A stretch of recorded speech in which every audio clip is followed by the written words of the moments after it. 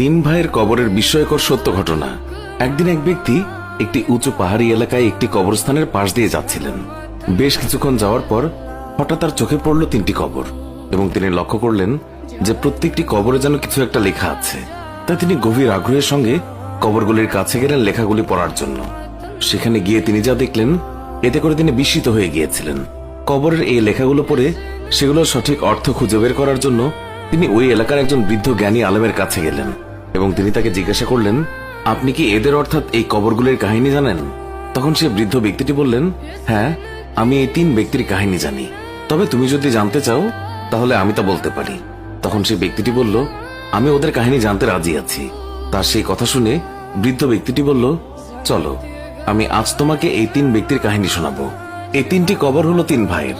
তাদের মধ্যে এক ভাই যে বাদশার সকল কাজের দেখাশোনা করত, দ্বিতীয় ভাই একজন বড় ব্যবসায়ী ছিলেন এবং প্রচুর টাকার মালিক ছিলেন, আর তৃতীয় ভাই অনেক ইমানদার বান্দা ছিলেন। তিনি তার সারাটা জীবন আল্লাহর পথে ইবাদত করে কাটিয়েছেন।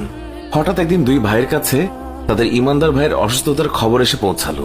ফলে তার দুই ভাই তাদের ইমানদার ভাইয়ের কাছে তাড়াতাড়ি চলে গেলেন। সেখানে গিয়ে তারা দেখলেন তাদের ভাই শেষ নিঃশ্বাস গুনছে। তারা তাদের ভাইকে জিজ্ঞাসা করলেন, তোমার কি কোনো শেষ ইচ্ছে আছে, বা তুমি তোমার সম্পত্তিগুলোকে তোমার ছেলে মেয়েদের মধ্যে কিভাবে ভাগ করতে চাও? আমাদেরকে বলো, আমরা তাই করব। তখন মৃত্যুশয্যায় তার ভাই বললেন, তাদের দেওয়ার মতো আমার কাছে কিছুই নেই, তাহলে তুমি আমাদের সম্পত্তির কিছু অংশ নাও, আর সেই অংশ দিয়ে তোমার ছেলে মেয়েদের ইচ্ছে পূরণ করে যাও, বা তোমার মনের শান্তি পূরণ করে যাও। তখন এই ইমানদার ব্যক্তিটি বললেন, না, আমার কোনো কিছুর দরকার নেই। তাই তখন তিনি তার ব্যবসায়ী ভাইকে বললেন, ভাই, তুমি আমার একটি কাজ করবে।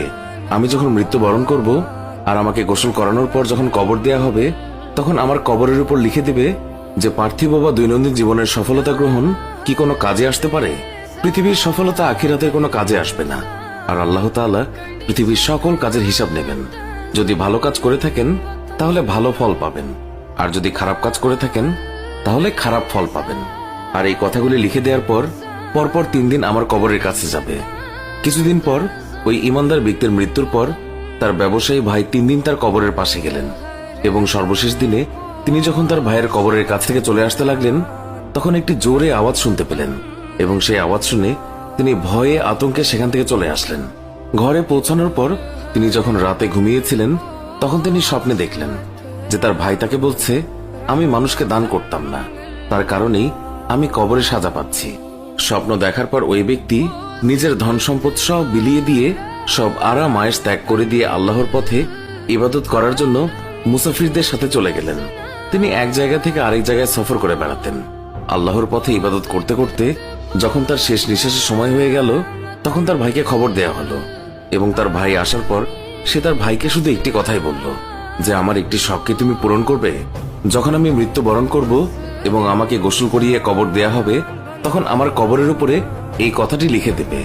আসল মানুষ তো সে, যার চিন্তা হবে যে যে কোনো সময় তার চলে যেতে হবে, যে কোনো সময় তার মৃত্যু হয়ে যেতে পারে, যে কোনো সময় তার ক্ষণিকের বাসস্থান এই পৃথিবী ছেড়ে তার আখিরাতের যাত্রার কবরে শায়িত হতে হবে।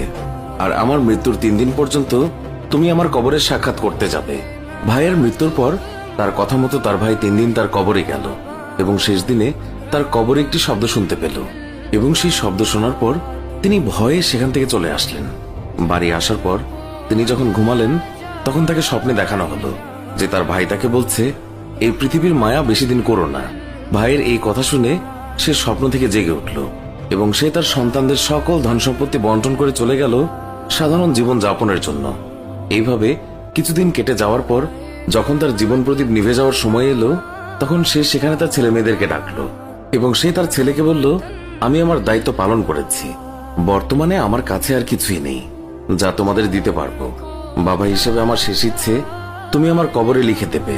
ভয় হয় না কেন সেই সব মানুষদের, সেই সব মানুষ যারা বুঝতে চায় না কিছুদিন পর তাদের যৌবন বৃদ্ধে পরিণত হবে, শরীরের সকল চামড়া কুঁচকে যাবে। বাবার কথা মতো ছেলেটি তার বাবার কবরে কথাটি লিখে দিল, এবং বাবা মারা যাওয়ার কয়েকদিন পর রাতে সে যখন ঘুমিয়েছিল, তখন তার বাবা তার স্বপ্নে এসে তাকে জানিয়ে দিলেন, পৃথিবীতে তুমি তোমার সব কাজকর্ম সেরে নাও, যত পারো আল্লাহর ইবাদত করো, মানুষের মধ্যে দান করো, এবং সৎ পথে চলো, তোমার জীবন আলোকময় হবে।